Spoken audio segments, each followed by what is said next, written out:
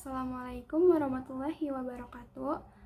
Sebelumnya izin perkenalan diri terlebih dahulu. Saya Jahriya Nur Hamidah. Di sini saya ingin menyelesaikan tugas pada mata kuliah metode penelitian sosial. Di sini saya ingin menjelaskan mengenai paradigma penelitian dalam perspektif filsafat. Ada 3 cabang filsafat. Yang pertama ada ontologi, yang kedua ada epistemologi, dan yang ketiga ada aksiologi. Langsung saja untuk yang pertama, yaitu ontologi. Apa sih yang dimaksud dengan ontologi ini? Ontologi merupakan cabang filsafat yang paling kuno yang berasal dari Yunani. Cabang filsafat yaitu ontologi juga sebagai cabang filsafat yang membahas mengenai keberadaan suatu yang bersifat konkret. Ada beberapa tokoh Yunani yang memiliki pandangan ontologi, yaitu yang pertama Plato, yang kedua Aristoteles, dan yang ketiga ada Thales. Thales dikenal sebagai filsuf yang pernah sampai pada kesimpulan bahwa air merupakan substansi belaka, atau suatu itu tidak bisa dianggap ada atau berdiri sendiri. Selanjutnya ada 2 sudut pandang hakikat, kenyataan atau realitas. Ontologi yang pertama ada kuantitatif dan yang kedua ada kualitatif.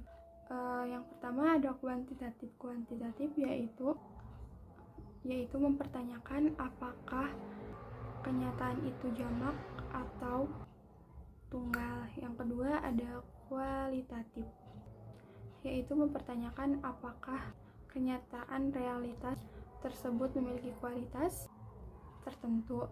Misalnya daun yang memiliki warna kehijauan, bunga mawar yang berbau harum. Bisa kita simpulkan secara keseluruhan bahwa ontologi bisa dirumuskan sebagai ilmu yang mempelajari realitas atau kenyataan atau konkret secara kritis. Untuk selanjutnya ada epistemologi. Epistemologi adalah cabang filsafat yang membahas mengenai hakikat dan ilmu pengetahuan. Dalam filsafat sendiri, epistemologi meliputi pembahasan tentang asal mula, sumber, ruang lingkup, nilai validitas, dan kebenaran pengetahuan. Epistemologi juga mempelajari tentang hakikat dan pengetahuan justifikasi dan rasionalitas keyakinan. Epistemologi juga menjadi perbincangan dalam berbagai bidang. Epistemologi juga dibagi menjadi 4 bidang. Yang pertama ada analisis filsafat yang terkait dengan pengetahuan dan bagaimana hal ini memiliki keterkaitan dengan konsepsi seperti kebenaran, keyakinan, dan juga justifikasi.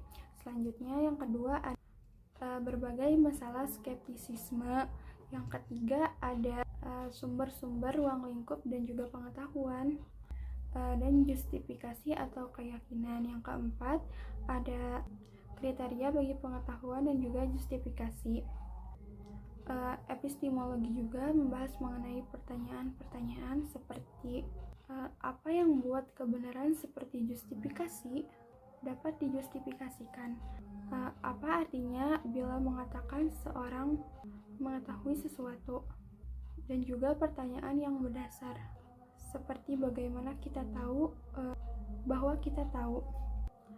Istilah epistemologi ini juga diperkenalkan oleh filsuf dari Skotlandia, yaitu James Frederick Ferrier, yaitu pada tahun 1854.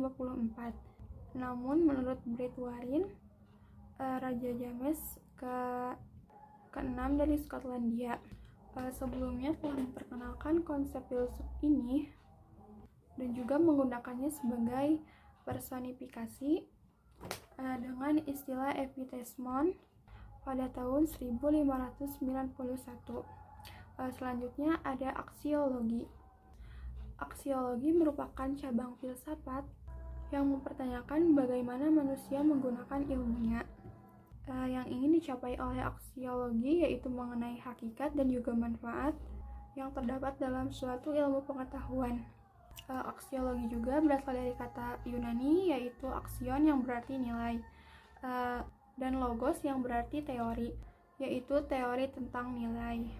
Adapun yang pertanyaan yang dimaksud yaitu untuk apa pengetahuan ilmu itu digunakan, bagaimana kaitan antara cara penggunaannya dengan kaidah-kaidah moral, bagaimana penentuan objek yang ditelaah yang berdasarkan dengan pilihan-pilihan moral, bagaimana kaitan metode ilmiah dengan moral-moral, dengan norma moral-moral, dan juga profesional.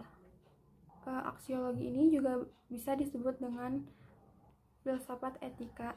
Dalam aksiologi ini juga ada dua komponen mendasar, yaitu yang pertama ada etika moralitas dan yang kedua ada estetika keindahan.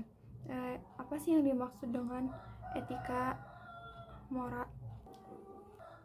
Etika adalah cabang filsafat aksiologi yang membahas tentang masalah-masalah moral. Kajian etika ini juga lebih berfokus pada etika, moral, dan juga pada perilaku, norma, dan juga adat istiadat yang berlaku pada komunitas tertentu. Dalam etika nilai, kebaikan dan juga tingkah laku itu yang penuh terhadap tanggung jawab pada diri sendiri, masyarakat, ataupun pada Tuhan, dan juga diri sendiri. Yang kedua ada realistis atau keindahan. Apa sih yang dimaksud dengan realitas ini? Estetika ini merupakan bidang studi manusia yang membahas mengenai nilai keindahan. Keindahan mengandung arti bahwa di dalam diri segala sesuatu terdapat unsur-unsur yang tertata secara tertib dan juga harmonis dalam suatu kesatuan hubungan yang menyeluruh. Maksudnya merupakan suatu objek yang indah, bukan semata-mata bersifat selaras serta berpola baik, melainkan harus mempunyai kepribadian. Mungkin itu saja yang dapat saya sampaikan. Bila ada kekurangan saya mohon maaf. Terima kasih. Wassalamualaikum warahmatullahi wabarakatuh.